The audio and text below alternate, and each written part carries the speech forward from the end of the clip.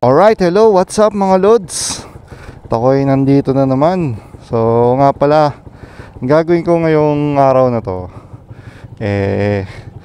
papalit ako ng ng upuan. So ipapa-customize natin to mga idol, kasi nagre-reklamo na yung aking OBR. So ito mga idol, so patataasin ko to ng konti, no? Yan, pupormahan natin to. Tara, punta tayo ng shop. Yeah. So nga pala, linggo ngayon guys. Tuwing linggo lang talaga ako nakakagala mga lodi. Sobrang busy sa work, kaya hindi tayo masyado makagawa ng video sa weekdays. Marami sana tayong plano. Actually, dapat nga magpaparehistro na ako.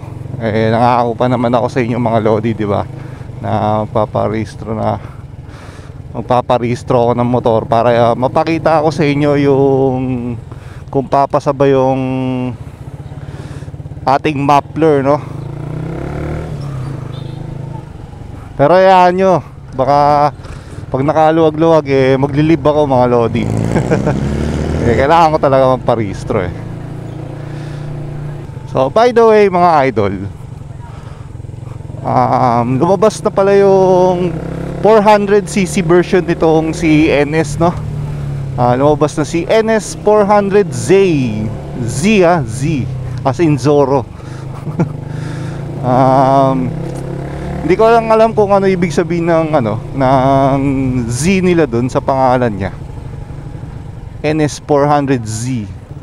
Para sa akin mga lods, na gagandahan ako sa kanya. Kaso medyo hawig niya talaga yung NS 200. So ako kasi na fan ng Bajaj Pulsar Rouser. Nagagandahan ako sa kanya. Pero ewan ko lang sa iba na di-disappoint sila sa looks.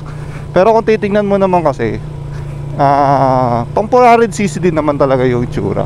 Ang maganda nga dun is medyo lighter siya kaysa sa Dominar 400.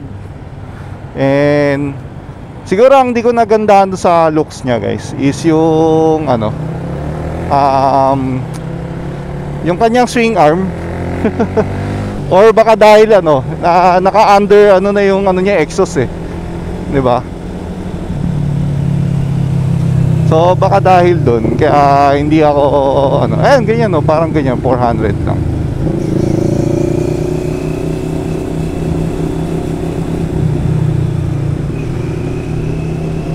Di ba? Parang hinihintay ako ni idol.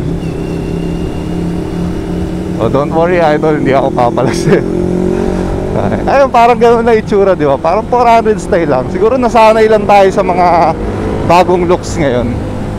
Ayun, marurot na siya Siguro sabi niya hindi naman ako papalag. Tinignan pa ako Siguro parang gusto makipag karerahan Yung kumakalat kasi na na parang fan-made ng parang expected design ng Rouser and ng Pulsar NS 400cc. Yung itsura niya kasi parang pang 900cc So ang dami nag-expect na ganun yung lalabas na itsura niya. Ayan, kaya ang dami na disappoint. Pero yung itsura niya ngayon talagang normal naman na pang 400cc. Siguro na lang sila yun sa sa gumawa ng design, na expected design. Yun din siguro in-expect nila na ganun yung magiging itsura. Kung titingnan mo naman kasi, ayan, nilagay ko yung picture, ayan yung expected na magiging itsura nung in-expect nila na magiging itsura ni NS 400Z. Kung titingnan mo naman kasi parang pang 900cc na naman So balik tayo dun sa sa upuan natin. So dito nga pala ako pupunta sa may 10th Avenue. Kung kayo tiga rito sa Metro Manila, so alam nyo na to. Punta lang kayo gawing monumento. Yan. Or i-waste na natin. So uso naman ng ngayon, electronic ngayon, map, di ba? So may Google Map, si Waze, so marami. So dito kasi sa 10th Avenue mga idol, hindi pa tayo dito sa kabilang side kasi tayo chill mode lang. Ayan.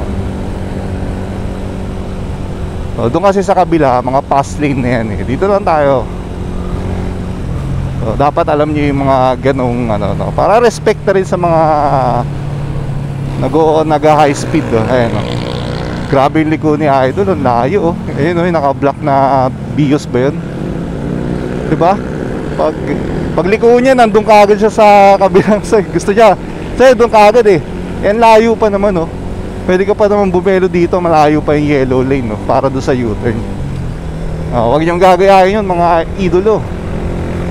Kasi delikado yun, kasi pag ano, yung may mga nagmamadali, yung mga galing doon sa fast lane, eh minsan hirap din yun. Hindi naman kagad totally kakagat yung preno niyan eh. Hindi naman lahat ng sasakyan, lahat ng motorist mayroong mga anti-lock braking system eh.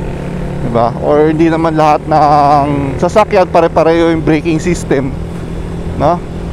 Kaya matuto tayo lumiko ng tama. Ayan, katulad nun. Ganun dapat. Ayan ginawa ng taxi. Unti-unti siyang liliko ng lane. Hindi yung pagkaliko mo, eh gusto mo doon ka kagad sa kabilang side. Mahirap yun. So, ayun na nga. Nandito na tayo sa monumento. Ayan. So, mag-iingat pala kayo dito pag punta nyo dyan ng 9th Avenue, 10th Avenue. So may mga batas dyan, may mga nakaabang dyan. Minsan yung no right turn on red signal, mga ganong ano, batas. Kaya mag-ingat kayo, huwag kayo liko ng liko. Dapat nagbabasa kayo ng signages dito kasi active yung mga nanguhuli dito. Yan, lalo kung pa-lunch break pa lang, so maghahanap ng ayun o, di ba? May mga nakatambay o. So, maghahanap ng pang ano yan. Ayun o. Dapat ayan. O, yari ka dyan. Pa-customize ako. Puan. Wait lang. So, pwede, ano, parada. Yan na lang.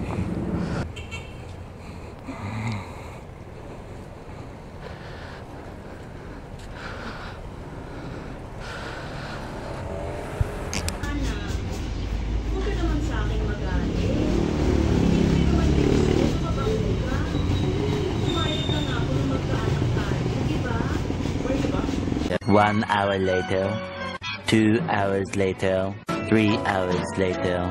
Can you move it along? I'm all out of time cards. Alright mga lods, so tapos na yung ating upuan. So yan no. At ayos, ang ganda rin.